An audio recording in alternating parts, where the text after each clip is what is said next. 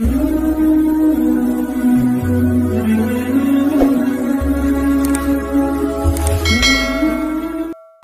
mualaf tak pernah terlintas sedikit pun di benak aktor Giovanni Tobing.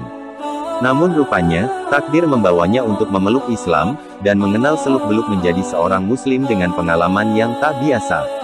Seperti apa kisahnya? Dewi Aryani, kekasih yang kini menjadi istri sah Giovanni Tobing, ternyata memiliki peran besar, dalam membukakan pintu hatinya untuk memeluk Islam. Sebelum menjadi muslim, Giovanni masih teguh dengan pendiriannya sebagai seorang non-muslim. Hingga akhirnya Giovanni tergerak untuk melanjutkan hubungannya dengan Dewi ke jenjang lebih serius.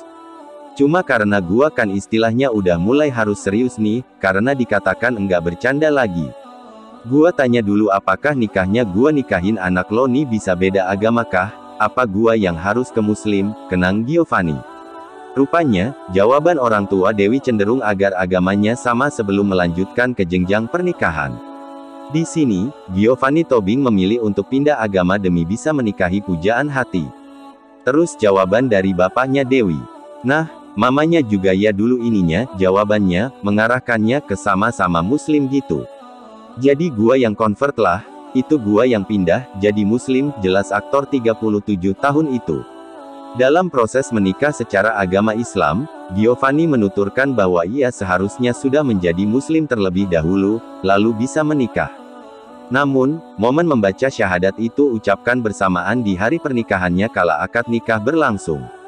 Gue niatkan untuk convert ke muslim tapi gue baca syahadatnya itu kan officially, buat membaca syahadat itu di pernikahan, kenangnya. Jadi gue menganggap awalnya gue masuk Islam itu sebagai akses untuk menikahi dia, imbuhnya.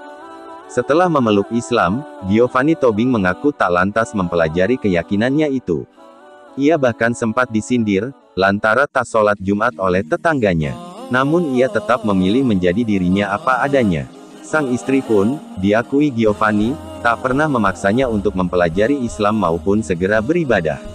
Meski Dewi kerap sholat, Giovanni tak segera mengikutinya. Siapa sangka, sikap Dewi yang memberi contoh langsung tanpa memaksa justru membuat hatinya tergerak.